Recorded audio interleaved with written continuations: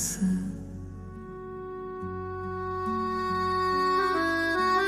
Kim tarar saçlarımı,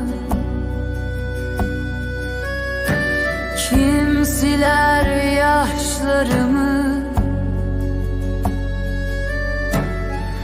Taşlara anlattım ben bitmez dertlerimi.